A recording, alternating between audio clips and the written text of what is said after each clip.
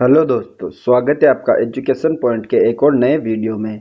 तो आज के इस वीडियो में हम बात करेंगे बीएसटीसी एग्जाम 2024 से संबंधित राजस्थान जीके के एमसीक्यू क्वेश्चन के बारे में, जो कि हमारी चौथी मैराथन क्लास होने वाली है।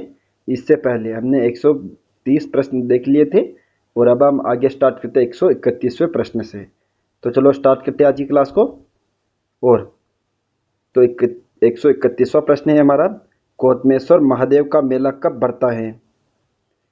चैत्र पूर्णिमा को, वैशाख पूर्णिमा को, आश्विन पूर्णिमा को और कार्तिक पूर्णिमा को। तो गौतमेश्वर महादेव मेला ये कब लगता है? तो करेक्ट आंसर हो जाएगा आपके option number B, Vaishakh Purnima के दिन। ठीक है, आगे देखते हैं नेक्स्ट क्वेश्चन के बारे में। तो अगला प्रश्न है हमारा प्रश्न नंबर 132। ब्राह्मणी माता का मंदिर किस जिले में स्थित है? कोटा, बूंदी, बारा और झालावाड़। तो फटाफट से आपको करेक्ट आंसर कमेंट करके बताना है कि ब्राह्मणी माता का मंदिर ये कहाँ पर स्थित है। तो करेक्ट आंसर हो जाएगा ऑप्शन नंबर सी, बारा में। और बारा में कौन सा स्थान है? तो सोरसेन। सोरसेन बारा में ब्राह्मणी माता का मंदिर है। ठीक है, और यहाँ पर ध्यान रखना एक बहुत ही महत्वपूर्ण चीज़ है कि राजस्थान की एकमात्र लोक देवी, राजस्थान की एकमात्र लोक देवी जिसकी पीठ की पूजा की जाती है, पीठ की पूजा की जाती है।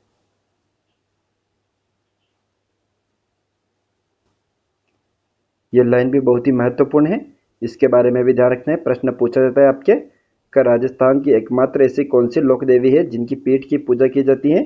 तो आपके ब्राह्मणी माता हैं। ठीक है, जिसका मंदिर आपके सोरसेन बारा जिले में स्थित है। ठीक है, आगे बात करते हैं नेक्स्ट क्वेश्चन के बारे में। Question number 133। शीतला माता का मंदिर किस जिले में स्थित है? जयपुर ग्रामीण, जयपुर शहर, दुद्दू और कोटपुतली बहरोड। तो शीतला माता का मंदिर किस जिले में है ये? तो करेक्ट आंसर आपको कमेंट करके बताना है कौन सा आंसर होगा इसमें से। तो करेक्ट आंसर होगा आपके ऑप्शन नंबर ए, जयपुर ग्रामीण में। ठीक है, और स्थान पूछे तो स्थान है आपके चाकसू। चाकसू जयपुर ग्रामीण जिले में स्थित है आपके शीतला माता का मंदिर। ठीक है, और शीतला माता के बारे में ध्यान रखना है कि जो आपके शीतला माता है इसे आपके चेचक की देवी भी कहते हैं। आपको चेचक की देवी या बच्चों की सुरक्षिका, बच्चों की सुरक्षिका, इन नामों से भी इन्हें जाना जाता है। ठीक है, जिनका मंदिर आपके जयपुर ग्रामीण जिले में है। आगे बात करते हैं नेक्स्ट क्वेश्चन के बारे में। Question number 134। राजस्थान का लघु माउंट कहा जाता है? जगत अंबिका मंदिर को, हल्देश्वर महादेव मंदिर को, किराड़ू मंदिर को और बंड देवरा को। तो बहुत ही महत्वपूर्ण प्रश्न है, राजस्थान का लघु माउंट किसे कहते हैं? तो करेक्ट आंसर हो जाएगा आपके option number B, Haldeshwar Mahadev मंदिर को हम कहते हैं राजस्थान का लघु माउंट। ठीक है, और ध्यान रखना है जो आपके किराड़ू मंदिर है, इस किराड़ू मंदिर को क्या कहते हैं हम? राजस्थान का खजुराहो, राजस्थान का खजुराहो। ये किसे कहते हैं? किराड़ू मंदिर को। ठीक है, और भंड देवरा कहते हैं हम मिनी खजुराहो, राजस्थान का मिनी खजुराहो। राजस्थान का मिनी खजुराहो किसे कहते हैं? भंड देवरा को। ठीक है, और ध्यान रखता है जगत अंबिका मंदिर जो है उसे कहते हैं मेवाड़ का खजुराहो, मेवाड़ का खजुराहो। इन प्रश्नों के बारे में भी ध्यान रखना है कि मेवाड़ का खजुराहो किसे कहते हैं? तो जगत अंबिका मंदिर को। राजस्थान का खजुराहो किसे कहते हैं? तो किराड़ू मंदिर को। और राजस्थान का मिनी खजुराहो किसे कहते हैं? तो भंड देवरा को। और राजस्थान का लघु माउंट किसे कहते हैं? तो हल्देश्वर महादेव मंदिर को राजस्थान का लघु माउंट कहते हैं। ठीक है, आगे बात करते हैं नेक्स्ट क्वेश्चन के बारे में। Question number 135। गोगा जी की शीश मेढ़ी किस जिले में स्थित है? चूरू, हनुमानगढ़, अलवर और करौली। तो गोगा जी की शीश मेढ़ी ये कहाँ पर है? तो ध्यान रखना है कि गोगा जी का जन्म हुआ था आपके ददरेबा, ददरेबा चूरू में। और जहां पर इनका जन्म हुआ था वहां पर क्या बनी हुई है, सीएस मेडी। Option number A correct answer हो जाएगा।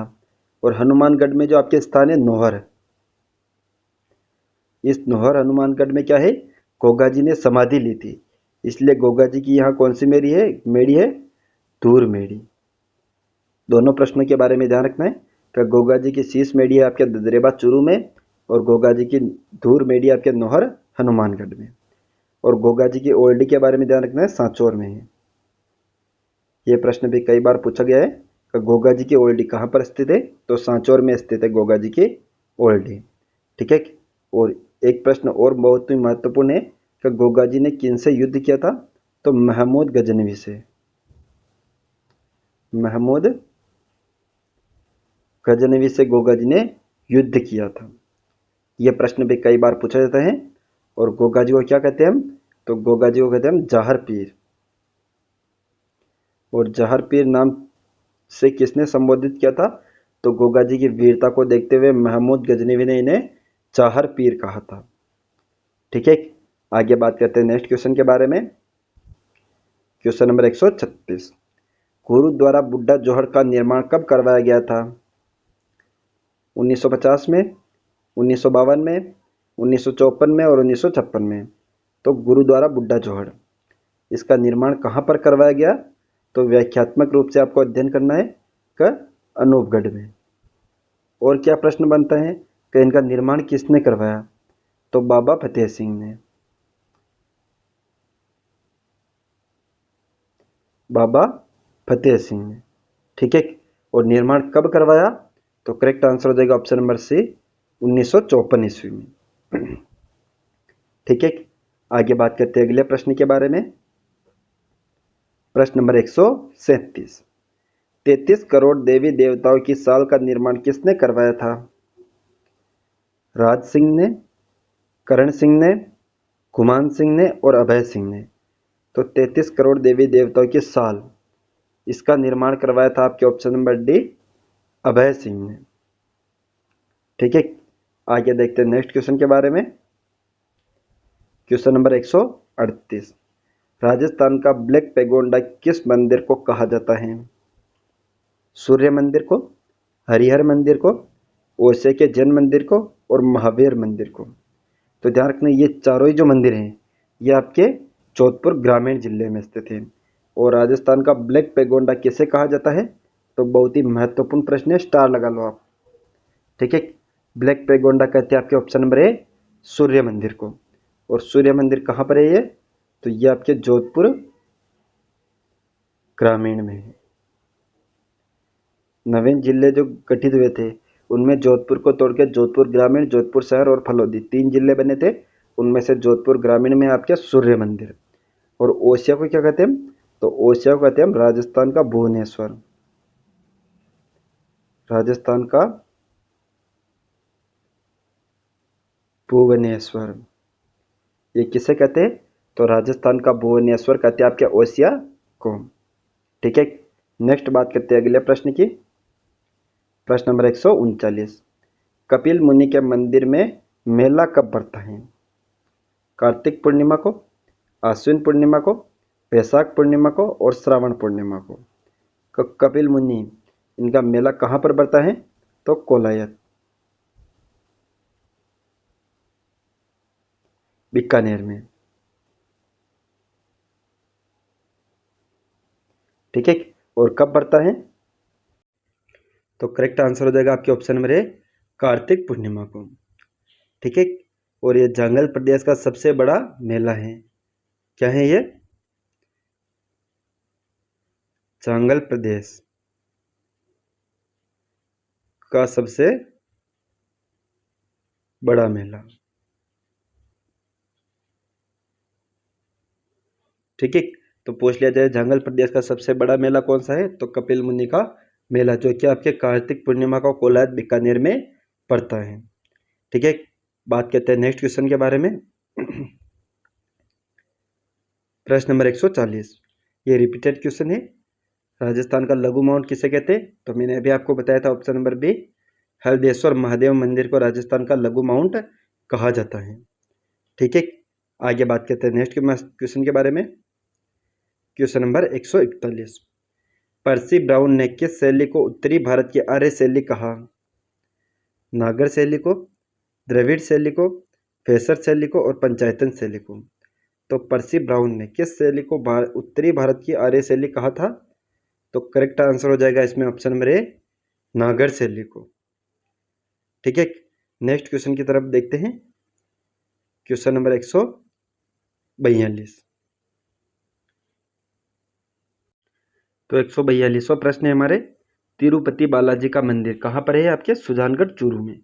सबसे पहला प्रश्न यहीं पर ध्यान रखना है कि तिरुपति बालाजी का मंदिर कहाँ पर है राजस्थान में? तो सुजानगढ़ चूरू में। जो किस शैली का उदाहरण है? द्रविड़ शैली, नागर शैली, फेसर शैली और पंचायतन शैली। तो करेक्ट आंसर कौन सा होगा इसमें? तिरुपति बालाजी का मंदिर सुजानगढ़ चूरू में है, वह आपके ऑप्शन नंबर ए, द्रविड़ शैली का उदाहरण है। ठीक है, आगे की ओर बढ़ते हैं नेक्स्ट क्वेश्चन की तरफ। क्वेश्चन नंबर 143, प्रसिद्ध एकलिंगनाथ जी के मंदिर का निर्माण कब करवाया गया था?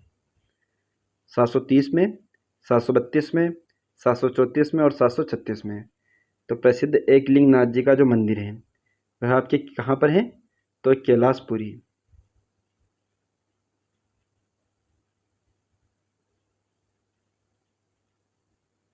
उदयपुर में। ठीक है, और इसके मंदिर का निर्माण किसने करवाया था? तो बप्पा रावल ने। और कब करवाया था? करेक्ट आंसर हो जाएगा ऑप्शन नंबर सी, 734 ईस्वी में। ठीक है, और इस बप्पा रावल के गुरु का नाम था हरित ऋषि। हरित ऋषि, इन्हीं के आशीर्वाद से इन्होंने मेवाड़ में गुहिल वंश की स्थापना की थी और 734 ईस्वी में एकलिंगनाथ जी के मंदिर का निर्माण करवाया था। और मेवाड़ के गुहिल वंश के कुल देवता कहलाते हैं। ठीक है, आगे की ओर बढ़ते हैं नेक्स्ट क्वेश्चन की तरफ। क्वेश्चन नंबर 144, गुहिल वंश की कुल देवी हैं बाण माता, करणी माता, चीण माता और तनोट माता। तो गुहिल वंश की कुल देवी कौन सी है? करेक्ट आंसर हो जाएगा ऑप्शन नंबर ए, बाण माता। ठीक है, और गुहिल वंश के कुल देवता कौन से हैं? तो अभी मैंने बताया आपको, दोनों प्रश्न ध्यान रखने। गुहिल वंश के कुल देवता हैं आपके एकलिंगनाथ जी, एकलिंगनाथ जी। ठीक है, आगे के बढ़ते हैं नेक्स्ट क्वेश्चन की तरफ।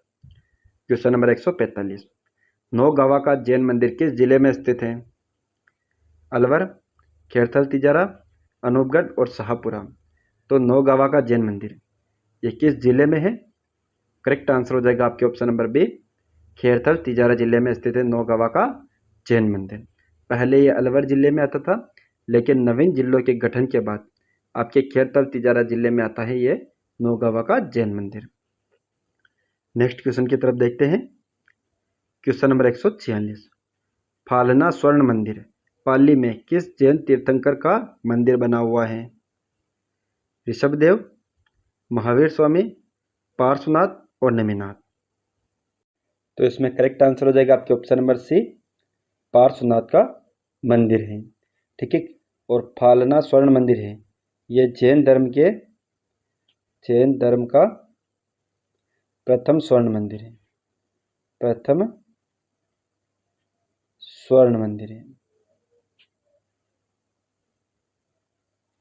ठीक है, और फालना को क्या कहते हैं हम? मिनी मुंबई। फालना को क्या कहते हैं हम?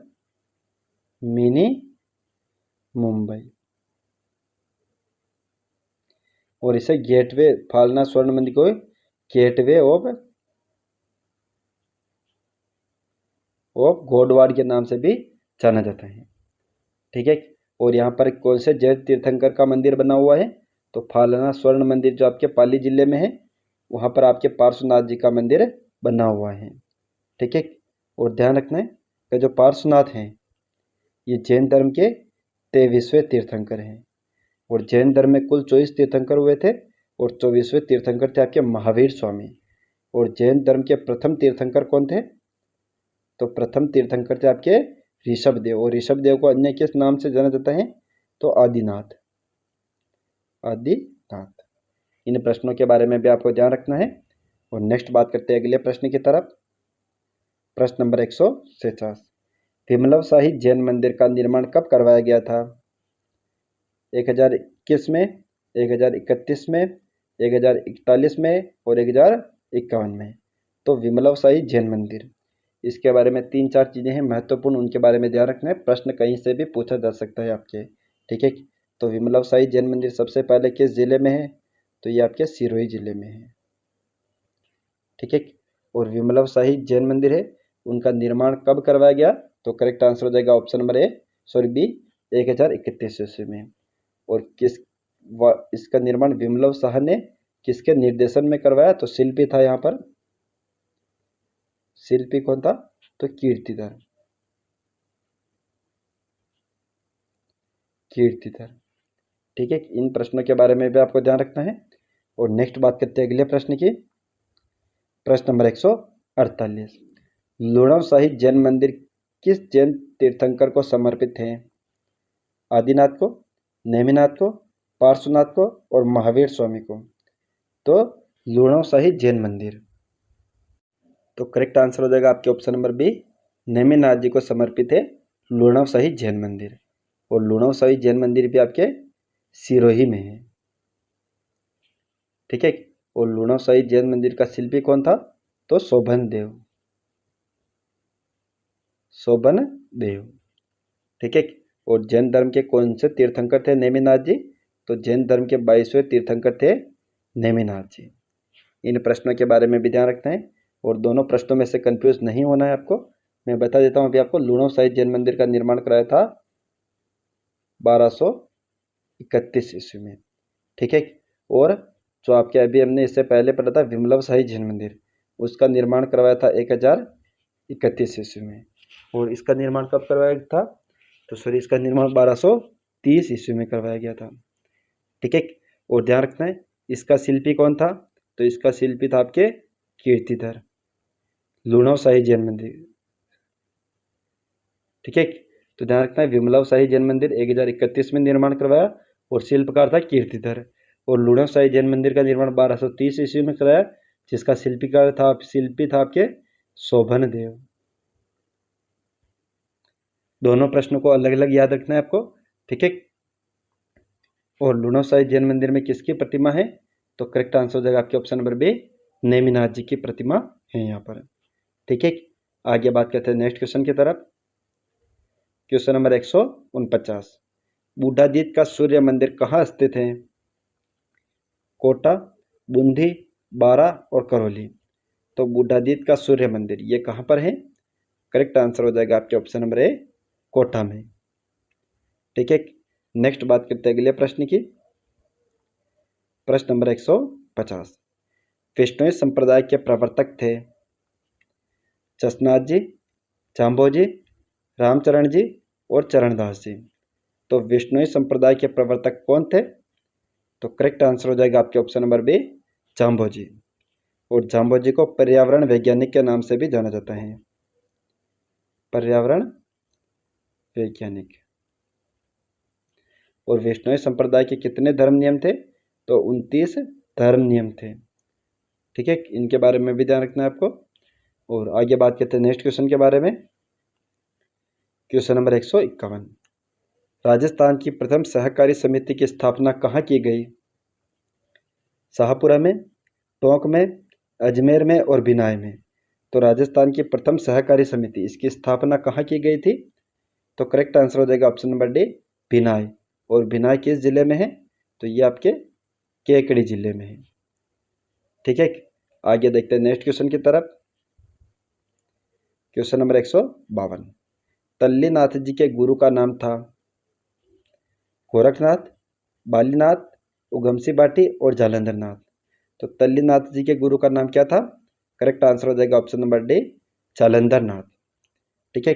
और तल्लीनाथ जी का मंदिर कहाँ पर है? तो पचोटा, जालौर में, ठीक है। और यहाँ पर एक बार और ध्यान रखना है जो आपके गोरखनाथ हैं वह आपके गोगा जी,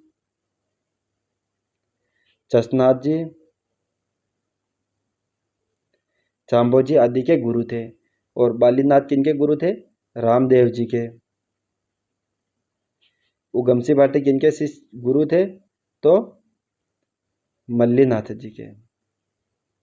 इन प्रश्नों के बारे में भी ध्यान रखना है आपको। और आगे बात करते हैं नेक्स्ट क्वेश्चन के बारे में। क्वेश्चन नंबर 153, निम्न में से सिर का आभूषण है? रमजोल, नेवरी, बोरला और तगड़ी। तो सिर का आभूषण कौन सा है इनमें से? तो करेक्ट आंसर हो जाएगा आपके ऑप्शन नंबर सी, बोरला। तगड़ी किसका आभूषण है आपके? तो इसके बारे में ध्यान रखना, ये आपके कमर का आभूषण है। और रमजोल और नेवरी ये दोनों आपके पैर के आभूषण है। ठीक है, आगे की ओर बढ़ते नेक्स्ट क्वेश्चन की तरफ। क्वेश्चन नंबर 154, जयपुर के दिवंगत राजाओं की छत्रियां हैं?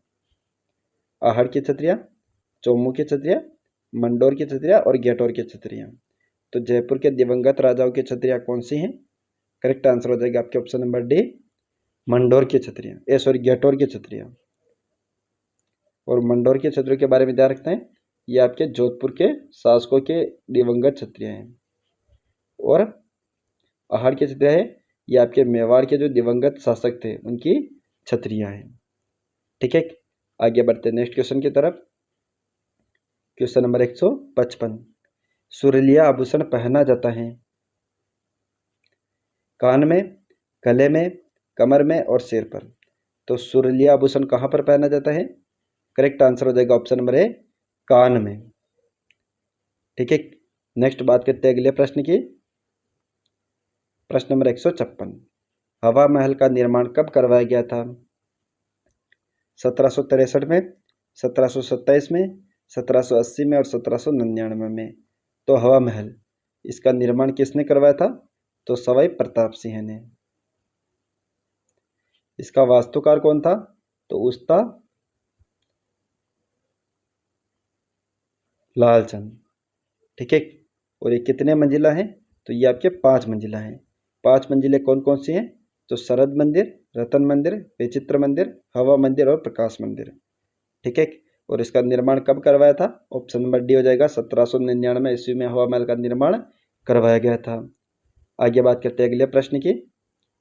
प्रश्न नंबर 157, राजस्थान में न्यूनतम जनजाति प्रतिशत वाला जिला कौन सा है? बांसवाड़ा, नागौर, उदयपुर और बीकानेर। तो ध्यान रखना है, राजस्थान में न्यूनतम जनजाति प्रतिशत वाला जिला, एक तो आपके प्रतिशत वाला जिला होता है, एक आपके जनसंख्या वाला जिला होता है। राजस्थान में न्यूनतम जनजाति जनसंख्या वाला जिला कौन सा है? और राजस्थान में न्यूनतम जनजाति प्रतिशत वाला जिला कौन सा है? तो न्यूनतम जनजाति प्रतिशत वाला जिला है आपके ऑप्शन नंबर बी, नागौर। और राजस्थान में न्यूनतम जनजाति जनसंख्या वाला जिला है आपके बीकानेर। और राजस्थान में सर्वाधिक, यहाँ न्यूनतम की जगह सर्वाधिक जनजाति प्रतिशत वाला जिला है आपके बांसवाड़ा। और राजस्थान में सर्वाधिक जनजाति जनसंख्या वाला जिला आपके उदयपुर। तो इसमें कौन सा करेक्ट आंसर हो जाएगा आपके option number B, Nagaur correct answer हो जाएगा, न्यूनतम जनजाति प्रतिशत वाला जिला। ठीक है, आगे बात करते हैं अगले प्रश्न की तरफ। प्रश्न नंबर 158, चेतसर केंद्रीय कृषि फार्म की स्थापना कब हुई थी? 1962 में, 1963 में, 1964 में और 1965 में। तो चेतसर केंद्रीय कृषि फार्म ये कहाँ पर है? तो ये एशिया का दूसरा सबसे बड़ा कृषि फार्म है, जो कि आपके अनूपगढ़ जिले में है। इसका निर्माण कनाडा के सहयोग से करवाया गया था। और कब करवाया गया था? तो ऑप्शन नंबर बी हो जाएगा, 1962 ईस्वी में। ठीक है, अगले क्वेश्चन की तरफ देखते हैं। क्वेश्चन नंबर 159, ऊन का घर कहा जाता है? बाड़मेर को, बीकानेर को, बालोतरा को और करौली को। तो ऊन का घर किसे कहते हैं? करेक्ट आंसर हो जाएगा ऑप्शन नंबर बी, बीकानेर को। ठीक है, आगे देखते हैं नेक्स्ट क्वेश्चन की तरफ। क्वेश्चन नंबर 160, मेवाड़ का काला पानी किस दुर्ग को कहते हैं? घाघरोन दुर्ग, सिवाना दुर्ग, जालौर दुर्ग और सराड़ा दुर्ग। तो मेवाड़ का काला पानी ये किसे कहा जाता है? करेक्ट आंसर हो जाएगा ऑप्शन नंबर डी, सराड़ा दुर्ग को। और सराड़ा दुर्ग आपके किस जिले में है? तो ये आपके सलूम्बर जिले में है। ठीक है। उसी प्रकार यहाँ पर ध्यान रखना है कि जो सिवाना दुर्ग है वह आपके हल्देश्वर पहाड़ी पर है, जो कि आपके बालोतरा जिले में स्थित है। ठीक है। और सरहड़ा दुर्ग, इसे मेवाड़ का काला पानी कहते हैं, और यहाँ पर प्रसिद्ध स्वतंत्रता सेनानी भूरेलाल भैया को कैद किया गया था। ठीक है। तो दोस्तों आज की क्लास को यहीं पर समाप्त करते हैं। नेक्स्ट मिलते हैं इसी प्रकार की बेहतरीन क्लास में। इससे पहले अगर आपको क्लास पसंद आए हो तो क्लास को लाइक तथा चैनल को सब्सक्राइब जरूर करें। Thank you. जय हिंद, जय भारत।